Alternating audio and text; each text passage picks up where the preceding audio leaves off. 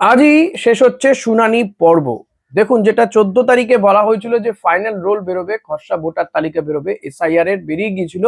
তার আগে আজকের ডেটটা 14ই ফেব্রুয়ারি, আজকে ছিল ফাইনাল রোল বেরোনোর বা চূড়ান্ত ভোটার তালিকা প্রকাশ করা। রাজ্য জুড়ে এসআইআর প্রক্রিয়া চলছে এবং এই এসআইআর প্রক্রিয়ায় শুনানি পর্ব শেষ হয়েছে। সুপ্রিম কোর্টের নির্দেশে শুনানি পর্ব এক সপ্তাহ বাড়ানো হয়। আজকেই শেষ হওয়ার চূড়ান্ত শুনানি পর্বের দিন। তবে কমিশন সূত্রে জানা যাচ্ছে যে গতকালই শুনানি পর্ব মিটে গিয়েছে। এখন তথ্য আপলোড বা কিছুটা অন্তত কাজ চলছে, ইন্টারনাল কিছু কাজ চলছে। তারপরে কিন্তু 28 তারিখ, অর্থাৎ আজকে 14 তারিখ, ঠিক আরো 14 দিন পরে 28 তারিখে রাজ্যের চূড়ান্ত ভোটার তালিকা প্রকাশিত হবে। এখন এই ভোটার তালিকাতে আপনার নাম থাকবে কি থাকবে না, রাজনৈতিক নেতারা, বিশেষ করে বিরোধী রাজনৈতিক দলের নেতারা, শুভেন্দু অধিকারী, এদিকে শান্তনু ঠাকুর, তারা প্রত্যেকে বলেছেন যে রাজ্যে 1 কোটি মুসলিম বা রোহিঙ্গার নাম বাদ যাবে। কেউ বলেছেন 1,20,00,000 নাম বাদ যাবে। কিন্তু তাই কি, শুনানি পর্ব শেষ হয়ে গিয়েছে। কমিশন সূত্রে কি জানা যাচ্ছে, কত নাম বাদ যেতে পারে, কতজনের নাম আগামী ভোটার তালিকায় থাকবে না, কতজন বিদেশি থাকতে পারেন। দেখুন, একটা কথা বলে দিই, যদি আপনি ভাবেন যে কতজন বিদেশি বা বাংলাদেশিকে এই এসআইআর এর ফলে আইডেন্টি করা গেল, তাতে কিন্তু খুব একটা আপনার আশাপূর্ণ হবে বলে আমার মনে হয় না। কারণ বিহারের যে চূড়ান্ত ভোটার তালিকা প্রকাশিত হয়েছিল তাতে কিন্তু কতজন বাংলাদেশি বা রোহিঙ্গাকে ধরা পড়েছিল সেটা জানা যায়নি। তবে আমাদের রাজ্যের চূড়ান্ত ভোটার তালিকায় কতজনের নাম ফাইনালি বাদ যেতে চলেছে তার একটা মোটামুটি জানা যাচ্ছে যে, মানে কি বলবো, এক্সপেক্টেড বা একটা সূত্র মারফত যেটা জানা যাচ্ছে, যেটা হতে পারে, ধারে কাছেই থাকতে পারে। এমনিতেই আপনি জানেন যে খসড়া ভোটার তালিকাতে রাজ্যের 58,20,000-এর নাম বাদ গিয়েছিল। তবে সেই বাদ যাওয়াতে বহু এমন ভোটারও ছিল যাদেরকে মৃত দেখানো হয়েছিল, যারা জীবিত। এমন বহু ভোটারকে নিয়ে অভিষেক বন্দ্যোপাধ্যায় বিভিন্ন জেলায় মঞ্চে মঞ্চে তিনি উঠে উঠে দেখিয়েছেন যে কত জীবিত ভোটার রয়েছে, যাদেরকে খসড়া ভোটার তালিকাতে মৃত বলে দেখানো হয়েছে। তো এবার খসড়া ভোটার তালিকাতে আপনি জানেন যে 58,20,000 নাম বাদ গিয়েছিল। শুনানি পর্ব চলেছে। কমিশন সূত্রে জানা যাচ্ছে শুনানিতে অনুপস্থিত ছিলেন 6 লক্ষ, তাহলে দাঁড়ালো কি 58 লক্ষ প্লাস 6 লক্ষ, 64 লক্ষ নাম। এর সঙ্গে যদি আরো 10 লক্ষ আনম্যাপড বা ওই লজিক্যাল ডিসক্রিপেন্সি থাকা ভোটারকে ধরা হয়, কারণ যেটা মনে করা হচ্ছে আনম্যাপড এবং লজিক্যাল ডিসক্রিপেন্সি ভোটারদের মধ্যে 10% ভোটারদের নাম বাদ যেতে পারে। আর এই যে 6 লক্ষ নাম বাদ যাচ্ছে, কেন বাদ যাচ্ছে? কারণ এদেরকে শুনানির জন্য ডাকা হয়েছিল, শুনানি পর্বে তারা হাজির হননি, ইয়ারোদের সামনে উপস্থিত হননি, তাই এই 6 লক্ষর নাম বাদ যাবে। তবে কি এই 6 লক্ষর মধ্যে কেউ যদি থেকে থাকেন যিনি শুনানিতে যাননি বা যিনি হয়তো জানতেই পারেননি তাকে শুনানিতে রাখা হয়েছে, তো তার নাম কি থাকবে না? তার একটা প্রভিশন কিন্তু এখানে কমিশন রাখছে, সেও কিন্তু নাম তুলতে পারবে, তার জন্য একটা সময় ধার্য করা হয়েছে ক্ষেত্রে। তো আপনাদেরকে আবার আসি, তাহলে বলবো যে তাহলে যদি সব মিলিয়ে দেখা যায় 58,20,000 খসড়া ভোটার তালিকাতে আগেই বাদ গিয়েছিল, শুনানিতে অনুপস্থিত মানে যারা ইয়ারোর সামনে যাননি 6 লক্ষের মতন, টোটাল দাঁড়ালো 64 লক্ষ।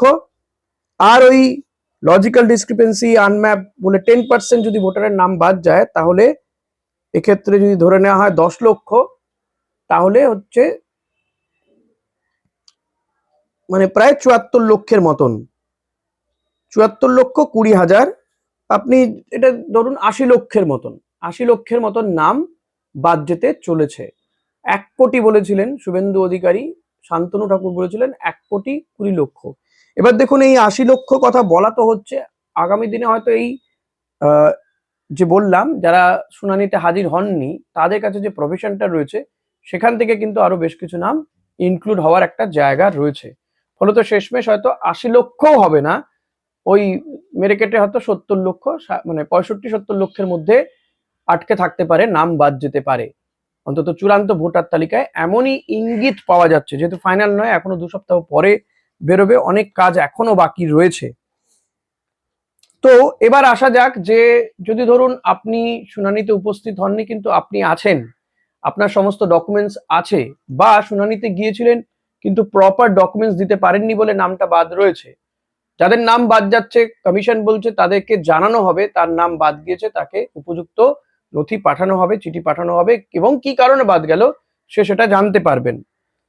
তো যদি দেখা যায় যে আপনি প্রপার নথি দেননি বলে নামটি বাদ গিয়েছে শুনানিতে, তবে আপনার কাছে একটা সুযোগ থাকছে, যদি আপনার কাছে প্রপার নথি থাকে আপনি সুযোগটা পাবেন আপনার নাম ভোটার তালিকায় তোলার। এর জন্য কমিশন কিন্তু আপনাকে আরো 10 দিন সময় দিচ্ছে।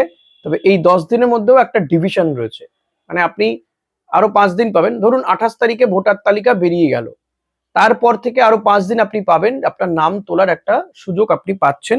তবে সেক্ষেত্রে আপনাকে কোথায় যেতে হবে?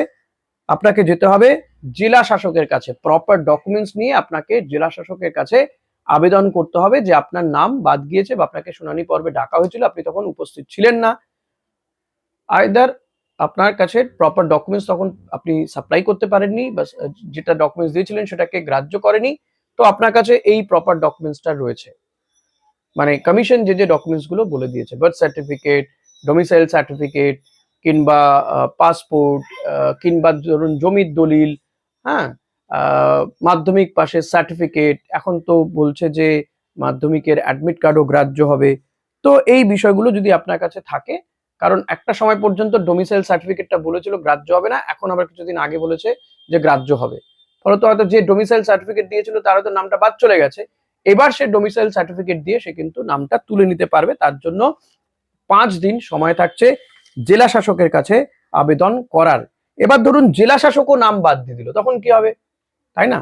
ধরুন জেলা শাসকও মনে করলো যে না, আপনি প্রপার ডকুমেন্টস দিচ্ছেন না, তো তারপরেও আপনি আরো 5 দিন সময় পাবেন। সরাসরি একদম সিইও দপ্তরে চলে যেতে হবে। সিইও দপ্তরে গিয়ে আপনি আপনার আবেদনটা করতে পারবেন। এর জন্য আপনাকে আরো 5 দিন সময় দেওয়া হচ্ছে। তাহলে 5 দিন, মোট 5 দিন হলো, আপনার কাছে রইল 5 আর 5-এ 10 দিন। আরো 10 দিন আপনি সময় পেয়ে যাচ্ছেন, অর্থাৎ ফেব্রুয়ারি মাসে 28 তারিখ 2026, এটা লিপিয়ার নয়, 28 তারিখে মাস শেষ। তারপরেও আপনার কাছে কিন্তু আরো 10 দিন, মার্চের 10 তারিখ পর্যন্ত আপনার কাছে সময় থাকছে আপনার নামটি ভোটার তালিকায় তোলার জন্য। কিভাবে? আবার যদি ছোট করে বলে দিই, যে আপনি আপনার নামটি যদি ভোটার তালিকায় না দেখতে পান, চূড়ান্ত ভোটার তালিকাতে আপনার কাছে যদি চিঠি পৌঁছে থাকে যে আপনি কেন আপনার ভোটার তালিকায় নাম উঠলো না সেটা যদি জানতে পারেন, তাহলে আপনি প্রথম 5 দিন সময় পাবেন জেলা শাসকের দপ্তরে গিয়ে আপনার আবেদনটা করতে, অভিযোগটা জানাতে, বা আপনি আবেদন করতে পারেন যাতে আপনার ভোটার তালিকায় নাম ওঠে। পরের 5 দিন আপনি পাবেন সিইও দপ্তরে গিয়ে আপনার নাম তোলার জন্য। পরের 5 দিন আপনি সময় পেয়ে যাবেন ভোটার তালিকায় নাম তোলার জন্য। তাই আবারও বলবো, টেনশন লেনে কা নেই দেনে কা হ্যায়। তো আর একটা বিষয় বলবো, রাজনৈতিক কনসেপ্টে যে বা যারা বলছিলেন 1 কোটি নাম বাদ যাবে, 1,20,00,000 নাম বাদ যাবে, তাদের বারাভাতে কিন্তু ছাই দিয়ে দিয়েছে কমিশন। প্রচুর সংখ্যক হিন্দু ভোটারের নাম বাদ যেতে চলেছে বলে এখনো পর্যন্ত ইঙ্গিত পাওয়া যাচ্ছে, কিন্তু যতক্ষণ না চূড়ান্ত হচ্ছে বলা যাচ্ছে না। তবু বলবো, প্রচুর হিন্দু ভোট, মানে নদিয়া, রানাঘাট, বনগাঁ এই সমস্ত এলাকার প্রচুর মতুয়া সম্প্রদায়ের মানুষের ভোট কিন্তু বাদ, মানে ভোটার তালিকার নাম কিন্তু থাকবে না, কারণ তারা প্রপার ডকুমেন্টস দেখাতে পারেননি বলে। তাই শুভেন্দু অধিকারীরা এসআইআর করে যে লাফাচ্ছিলেন, আখেরে কিন্তু তাদের জন্য বড় বিপদ ডেকে নিয়ে এসছে এই এসআইআর। সেটা তারা পরবর্তীতে ধীরে ধীরে বুঝতে পারবেন বলে আমার মনে হয়। এখন যদি দেখা যায় যে না, তারা যেটা বলছিল সেটাই ঠিক, ভোটে তারা জিতে এলেন, এই এসআইআর এর সুফল তারা পেলেন, তাহলে বলা যেতে পারে তখন। আদারওয়াইজ কিন্তু খালি চোখে দেখা যাচ্ছে, বা আমার যতটুকু রাজনৈতিক বোধ হয়েছে, হয়তো খুবই কম হয়েছে, তার থেকে কিন্তু মনে হচ্ছে যে এই এসআইআর বিজেপির জন্য খুব একটা সুখকর নয়। আলটিমেটলি কত নাম বাদ যায় সেদিকে আমাদের নজর থাকবে। তবে আমার যেটুকু যা ক্যালকুলেশন এবং নির্বাচন কমিশন সূত্রে যেটা পাওয়া যাচ্ছে, মেরে কেটে 80 লক্ষ নাম বাদ যেতে পারে।